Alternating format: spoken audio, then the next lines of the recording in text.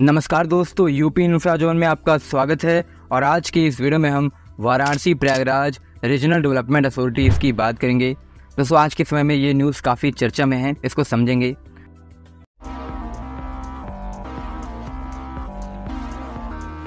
तो यहाँ पर नीति आयोग द्वारा वाराणसी समेत भारत के 3 महत्वपूर्ण शहरों सूरत, विशाखापट्टनम और मुंबई के लिए विजन प्लान प्रिपेयर किया गया है। यहाँ पर दोस्तों नीति आयोग करीब 20 से 25 शहरों के लिए ऐसा प्लान बनाएगा। यहाँ पर नीति आयोग द्वारा भारत के $30 ट्रिलियन इकोनॉमी के टारगेट को अचीव करने के लिए ये विजन प्लान बना रहा है 2047 तक।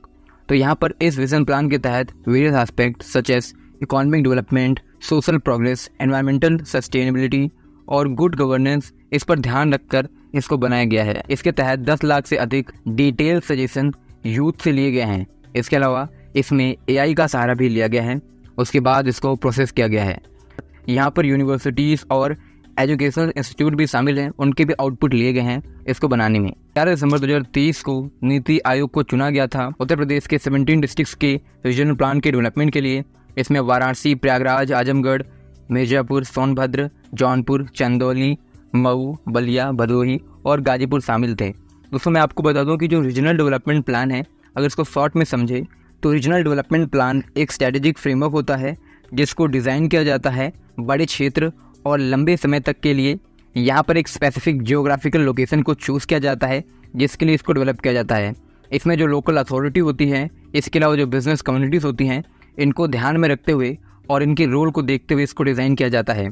इसके अंतर्गत transportation, housing, education, health care और एनवायरमेंटल सस्टेनेबिलिटी जैसे महत्वपूर्ण चुनौतियों को देखकर इसको बनाया जाता है। यहाँ पर दोस्तों 5 महत्वपूर्ण कंपोनेंट होते हैं जिसको ध्यान में रखकर इस अथॉरिटी को डेवलप किया जाता है, जिनका मेन काम इन्हीं को हैंडल करना होता है। इसकी फॉर्मेशन का जो प्राइमरी ऑब्जेक्टिव होता है वो होता है इकोनॉमिक ग्रोथ, ताकि जो भी रीजन के अंदर इकोनॉमिक एक्टिविटीज़ हैं उनको प्रमोट किया जा सके, इससे ज़्यादा जॉब्स निकल आए और यहाँ पर निवेश आकर्षित हो।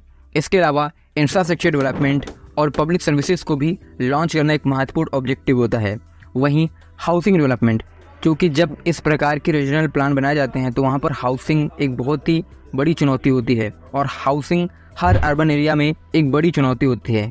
तो अफोर्डेबल हाउसिंग डेवलपमेंट भी यहाँ पर इसका लक्ष्य रहता है। इसके अलावा एनवायरमेंटल सस्टेनेबिलिटी, जो कि आज के समय में बहुत बड़ा चैलेंज है। यहाँ पर इकोलॉजिकल और जो भी सेंसिटिव जोन होता है, जहाँ पर किसी प्रकार के एनिमल वगैरह का वो पर्टिकुलर एरिया होता है, तो उसको भी प्रोटेक्ट करना और यहाँ पर डेवलपमेंट भी करना और सोशल इक्वालिटी को भी प्रमोट करना बहुत ज़रूरी है।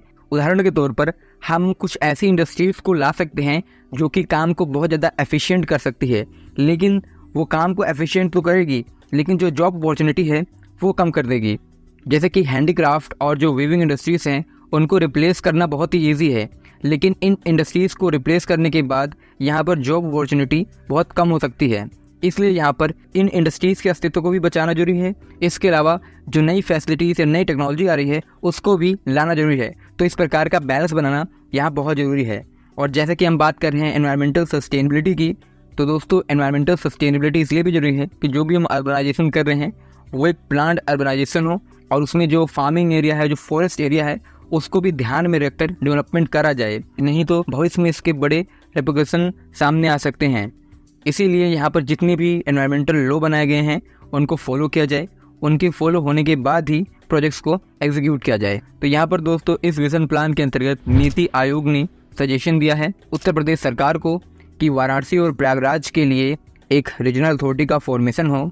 तो यहाँ पर दोस्तों वाराणसी और प्रयागराज की जब बात करें तो वाराणसी और प्रयागराज को जोड़कर इनके बीच में जो क्षेत्र आता है उसके लिए स्पेसिफिक रीजनल अथॉरिटी इसके फॉर्मेशन की इन्होंने सलाह दी। इसे दोस्तों प्रयागराज और वाराणसी को क्या फ़ायदा होगा इसको डिटेल में देखते हैं। तो सबसे पहले दोस्तों मैं आपको बता दूं, प्रयागराज और वाराणसी सिटी की दूरी 120 से 125 किलोमीटर के आसपास है। वहीं अगर हम डिस्ट्रिक्ट्स की बात करें तो उनकी दूरी कम है। तो इसके बीच में भदोही डिस्ट्रिक्ट आता है और उसके बाद वाराणसी आता है।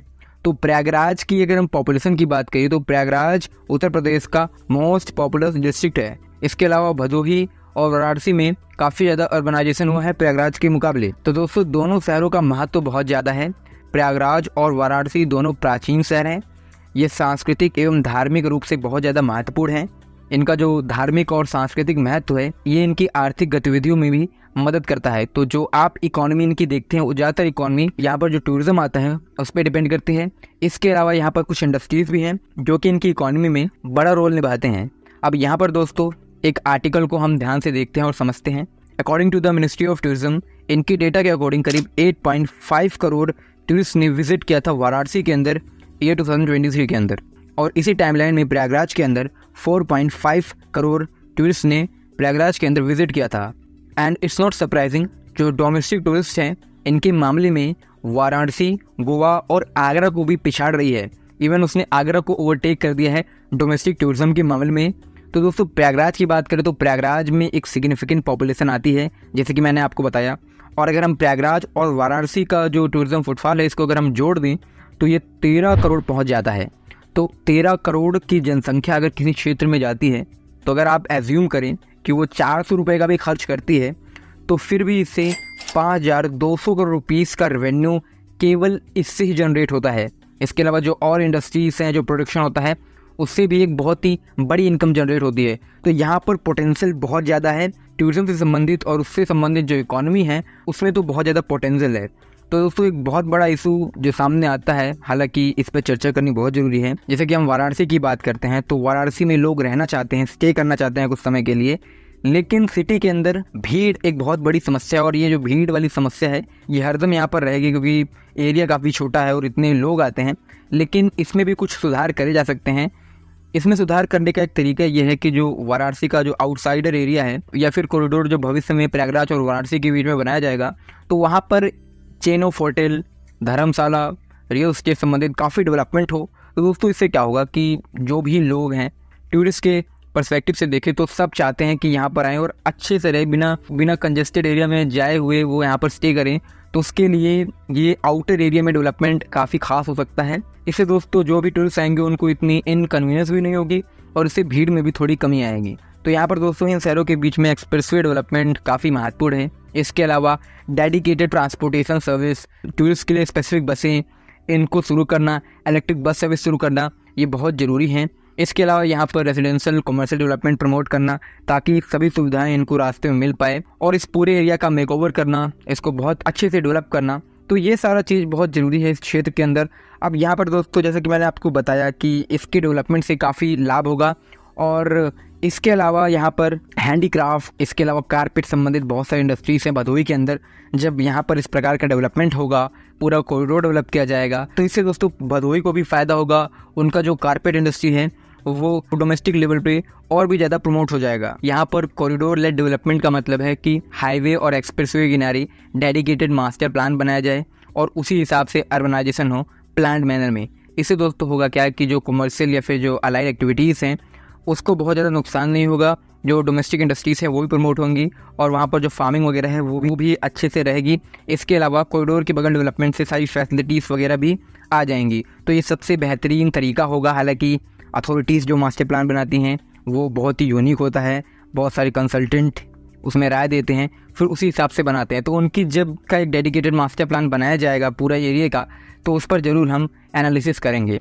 अब दोस्तों बात करते हैं लेटेस्ट अपडेट की, जो कि जुलाई तक की है। तो दोस्तों इस पर 9 ऐसे नोड्स हैं उत्तर प्रदेश के अंदर जिनको आइडेंटिफाई किया गया है, जिनके लिए रीजनल मास्टर प्लान बनाया जाएगा। तो प्रयागराज, वाराणसी भी इसी में शामिल है। और state capital regional development authority के फॉर्मेशन के बाद यह तय किया गया है कि प्रयागराज वाराणसी के बीच में रीजनल डेवलपमेंट अथॉरिटी का फॉर्मेशन होगा। Housing and urban planning department Nitin Ramesh Gokaran, इन्होंने कहा है कि एक टीम ऑफ एक्सपर्ट काम कर रही है इसके डेवलप करने पर। एक टीम ऑफ एक्सपर्ट इस पे काम कर रही है to develop Varanasi Prayagraj urban region plan. अब यहाँ पर दोस्तों कुछ ही वीक्स के अंदर इसको बनाकर तैयार कर दिया जाएगा। उसके बाद दोस्तों इस पर एक मीटिंग होगी, और ये जो मीटिंग होगी ये तय किया जाएगा इसका प्रपोजल स्टेट गवर्नमेंट को भेजना या ना भेजना। तो इसके बाद इसके प्रपोजल को स्टेट गवर्नमेंट के पास भेजा जाएगा। तो यहाँ पर दोस्तों नीति आयोग ने जो सजेशन दिया था, अब उस सजेशन पर स्टेट गवर्नमेंट काम कर रही है, इस पर प्लानिंग हो रही है। देन स्टेट गवर्नमेंट के अप्रूवल के बाद इसका फॉर्मेशन होगा। प्रयागराज डेवलपमेंट अथॉरिटी और वाराणसी डेवलपमेंट अथॉरिटी का क्या रोल रहेगा ये तो हमें आगे आने वाला समय ही बताएगा। तो वैसे आज की इस वीडियो में इतना ही। अगर आपको ये वीडियो पसंद आए तो वीडियो को लाइक करें, चैनल को सब्सक्राइब करें। धन्यवाद आपका ये वीडियो देखने के लिए। मिलते हैं नेक्स्ट वीडियो में।